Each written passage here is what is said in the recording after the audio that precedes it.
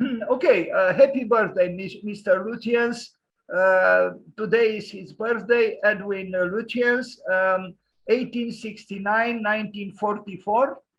A very, very important British architect.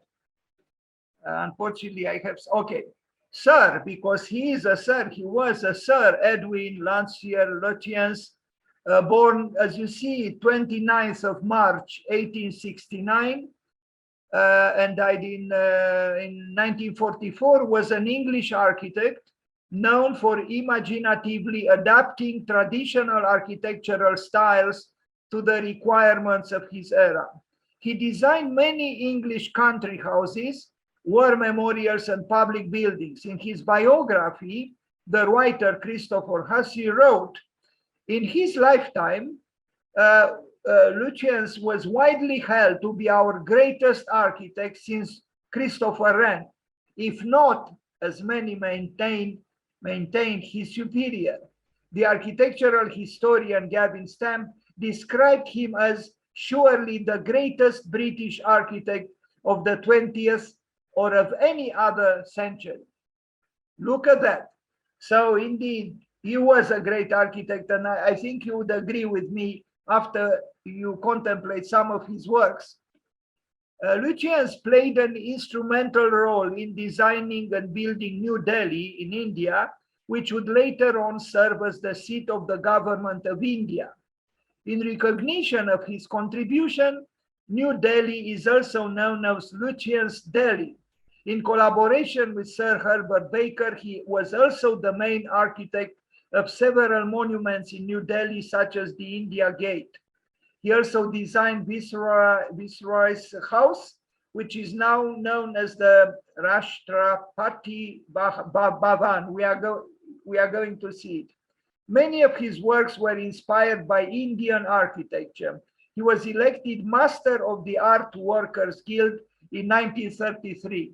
This was the man, Edwin Lutyens, and he was truly a master of bringing tradition into architecture at the same time with the vigor of an anticipating modernity. And I think you would agree once you begin to see some of the villas that he built. But let's start with some drawings. You know, he lived at the end of the 19th century and died in 1944. So something of the turn of the century is shown in his drawings. He was about 20 years older than Le Corbusier, who was born in 1887. The domestic architecture of Edward Lutyens is you would say it's traditional, but it's more than that. Anyway, the drawings are schematic and not truly telling the whole story, but you are going to see the building. This is though a beautiful perspectival drawing. I almost feel that it was done during the Renaissance and not in the 19th century.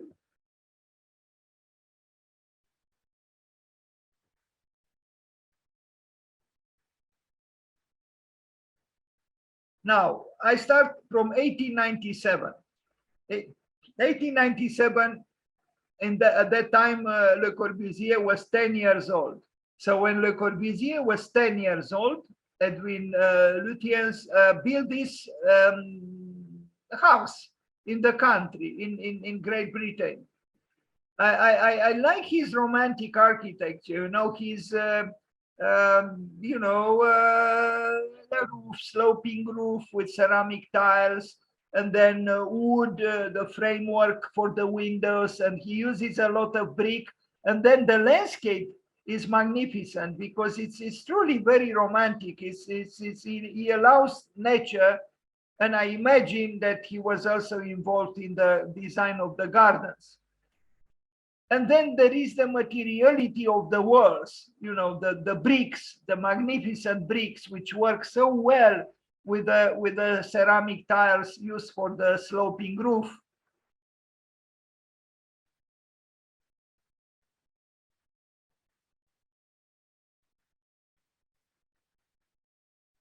A little bit hard to read this plan.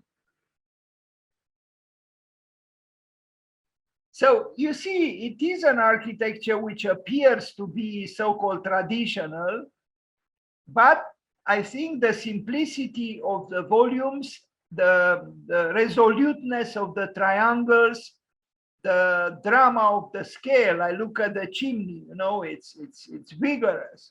I would say it anticipates a little bit modernity. Now another building from 1899, Orchard, Surrey. Here again, you know, it's if you love the past, if you love the Middle Ages, if you love sloping roofs and you know, thick masonry walls, you love his architecture. And I also love the fact that it's the rural and the urban. Well, here is more rurality. But I think in the present, there is the hope and the future for the village. And I truly think that one day the University of Architecture will have a faculty of ruralism and not just urbanism. Yes, ruralism. Romania still has great villages and many villages, and I think there is a whole world there to explore, and not just in Romania, of course. Rankolhas was right, but I'm not sure he's following up on that rurality needs more attention. We need a village now that we need nature. But these are big villas, you know, they are not country houses of modest dimensions. You know, like the rural villas of Palladio, they are rather ample.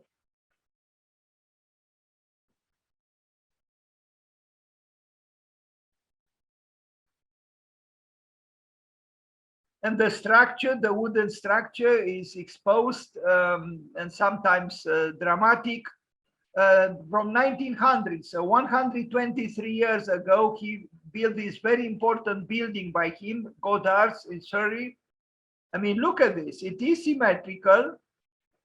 It's very powerful, you know. And I would actually think and say that it has modernity. It's not. This is not a placid, already seen traditional building. No, there is this vigor. It's a sculptural building. It's I would say very powerful. He was indeed a very skillful architect. Well, some parts are more dramatic than others. Like seen from here, there is more drama, and you see the geometry of various planes that intersect and enter into some kind of a dialectical dialogue. Here is more, you know, peaceful. You are going to see the plan too. When it's too restored, maybe it looks a little bit too, I don't know. I personally like things that are affected by the passage of time.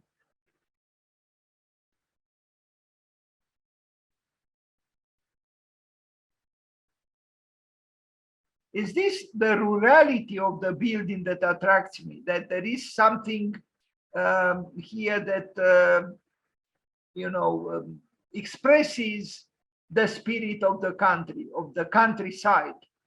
This is the cover of a book on him, my Phaidon Press. And look at the plan. The plan is, you know, moderately symmetrical. I mean, it's just the second floor is symmetrical, and the first floor is, the ground floor is It has this part which is a little bit off, but otherwise it's a symmetrical building. But if you look at the diagram of the plans and you look at the building, you know, it's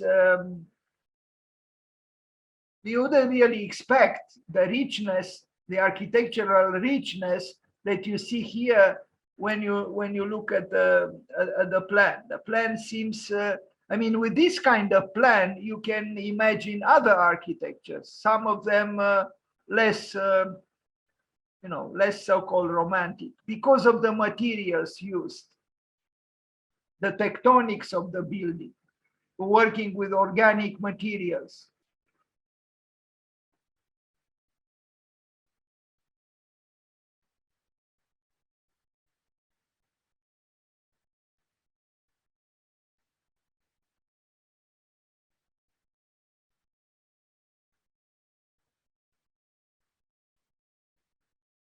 So I guess the extensions, because here they are mentioned in 1910, probably this extension here happened. Initially, probably this wing was similar to this one. Anyway. But do you see the power of the chimneys? I mean, these verticals, massive as they are, they are very expressive. And they are centers of power because fire is power. Well, fire is also, you know, destruction if it is allowed to, you know, to take over, so to speak. But all in all, I think these chimneys, and he's not the only architect who emphasizes chimneys. The chimneys are emphasized also by Antoni Gaudí in Barcelona. Here we have a different architectural expression, but the chimney is an occasion to assert the power of fire and to sculpturalize its essence. Because in a way, the building comes into being exactly because of fire. Because of Prometheus, who stole fire from the gods and gave it to the humans, humans began to, you know, make steps in the direction of asserting themselves, creating tools, and then starting to build. And so fire is at the very beginning of, you know, the construction industry, if I can say so. Another building from 1901, I love this one too, is, you know, is medieval, but it's also somehow modern. The geometry is clear cut.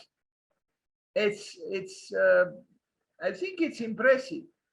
And I like the fact that there is no asphalt, you know, for a change. I also like the fact that I see no cars, although probably the cars are, well, no, I'm wrong, actually. There is a car right here. Only now I noticed it. I think it's a car. Yes, they are everywhere. The ubiquitous cars. Also, when you look at the organic materials, they age well. You know, you look at the ceramic tiles, you look at the bricks, you look at the wood of the frames of the windows. Organic materials age well, and artificial materials do not age well. So this is something to consider, you know, because the passage of time over organic materials is not an impediment. Sometimes the patina on organic materials is a great virtue.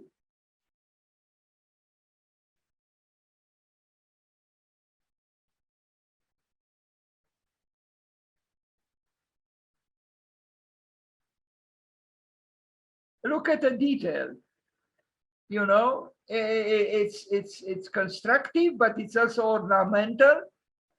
And he uses various materials, and the way he combines them, obviously he's not saying no to ornament. Nobody forced him to. This is not for structural reasons to do this here, or even to do this field here, and or even to play with the bricks in this way. This is the ornamental disposition of the architect. Excellent buildings. Now another one from 1901, Deanery Garden. This one was on the cover of that Phaidon book on him. And I like the fact that nature, the plants, ivy, you know, they intermingle with the building, and the building welcomes it, welcomes the green of the plants. So it's a marriage here between nature and architecture.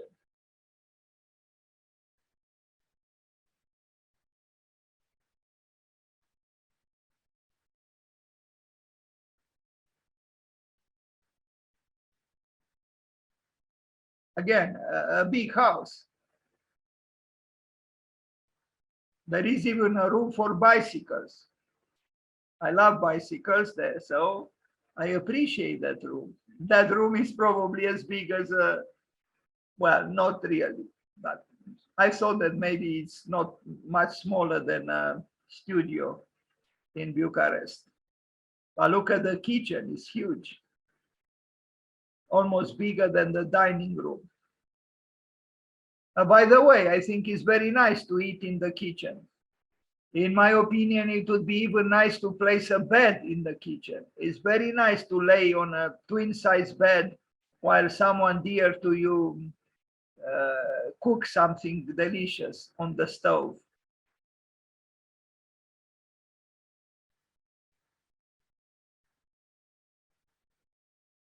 And look at the woodwork. You know, did he have to do it in this way without ornamental considerations? I don't think so.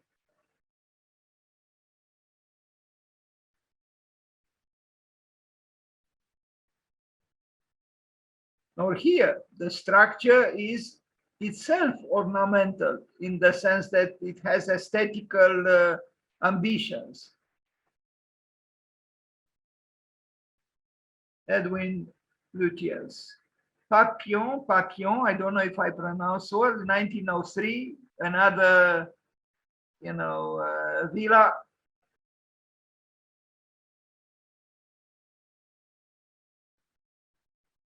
I also like personally, if you allow me to say it, doors and windows that have small pieces of glass. It's not just, one single glass, large piece of glass, but it's divided into small pieces. And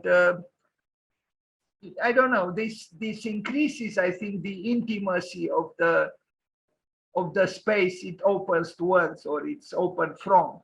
Otherwise, the plan, if you see, it's rather rigid with that X there. And if you look at the plan, you don't really anticipate, the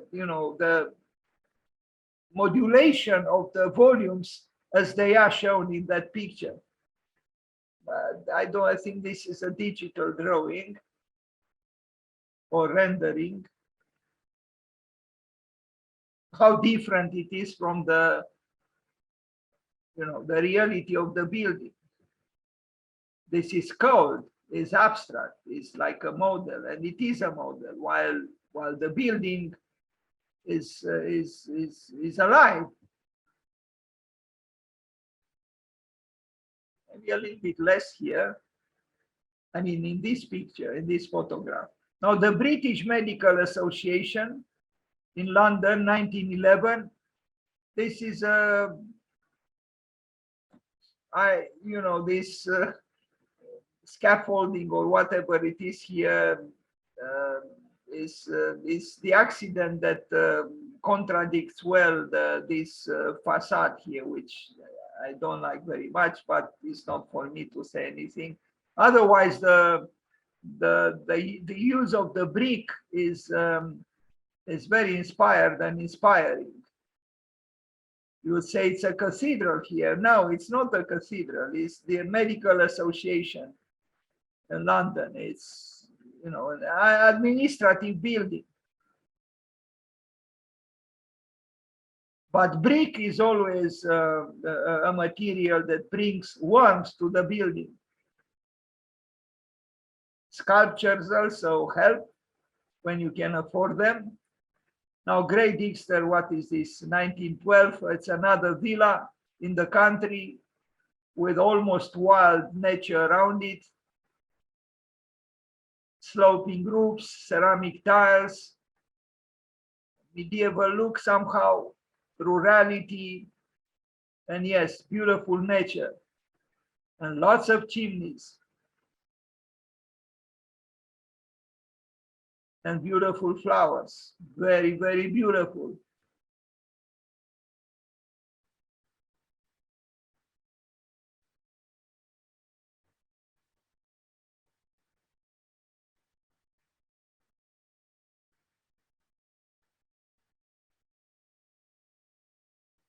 Another house, but this time in New Delhi, but almost 20 years later, he built several buildings in New Delhi, some very important ones, governmental buildings. This is one of them.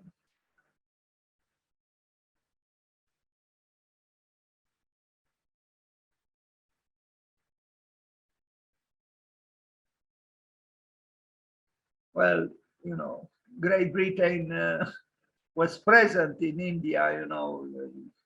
India was colonized by Great Britain, and it's not any longer, but the effect actually on India is for all to see. But there is also an influence sometimes coming from India to Great Britain. This is from 1929. Let me see if I can read this name. Rashtrapati Bhavan is the house, the Viceroy's house. This was translated as the President's house. I'm not familiar with the politics of India, but you can tell this is a very impressive building. Is maybe too impressive, built by Edwin Lutyens.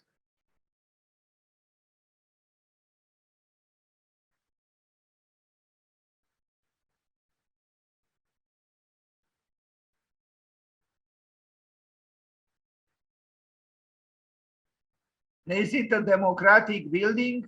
I don't know. It was a building. It is a building that expresses centrality of power, not necessarily the democracy. But I think beauty can be apolitical. I'm not trying to say more about this here because I don't know, without a concrete experience of the place, but it is a giant dome there, and somehow in this drawing even more giant than in reality. I'm not sure about this. It seems to be a little different than what's seen from the back. I don't know. It's a little bit different, but it shows the skill of the architect, and it shows the difference from his architecture built in England. If you look at it, you say it's India. This cannot be Great Britain. It's India, and it is India. Now a castle from 1930, and the castle it is, maybe too much so, but here on the right, we see the windows that have a certain modernity in a way. So it's interesting, even that chapel on the left. Otherwise, the interior is not very innovative, if I can say so. But this makes me think a little bit of the Macintosh, Charles Macintosh school in Glasgow.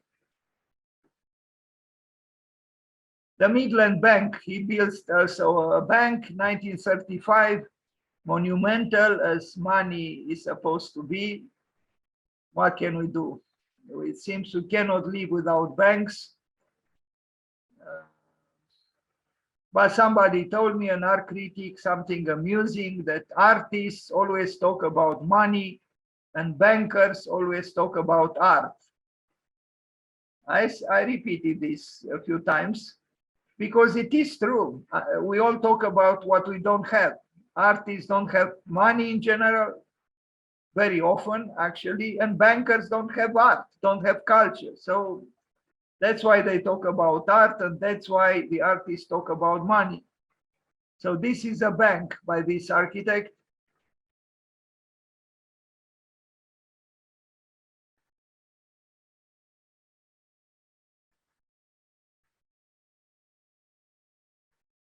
Very massive, the citadel of money.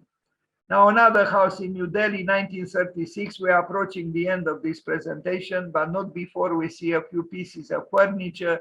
Maybe not very interesting by him, but I thought of, because he built pieces of furniture too. This is a memorial for the Australian, I don't know exactly, 1936, 1938. It's the Australian National Memorial in France, though not in Australia.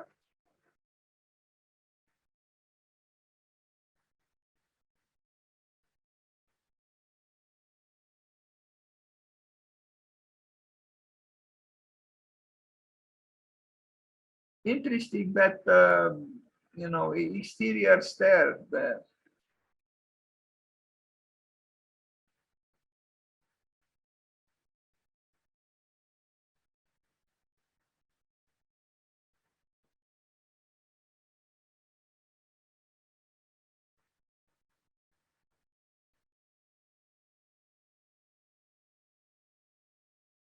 The sad thing is that there are many memorials in the world, and yet we still wage wars.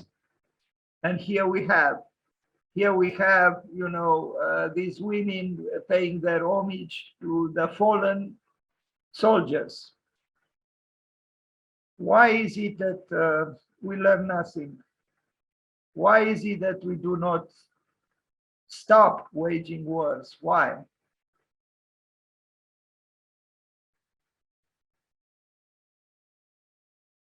Some furniture by Edwin Lutyens.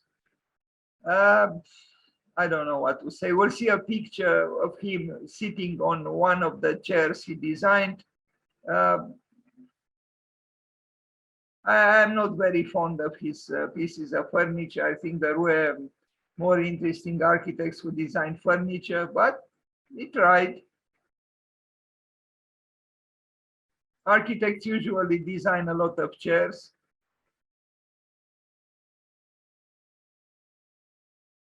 And sitting, here he is. It's funny that he's a little bit placed a little bit diagonally on the chair.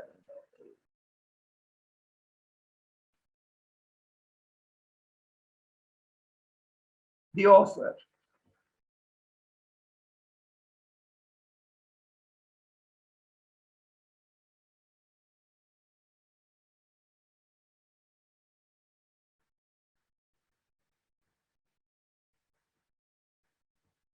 Okay, so I think this is the last image.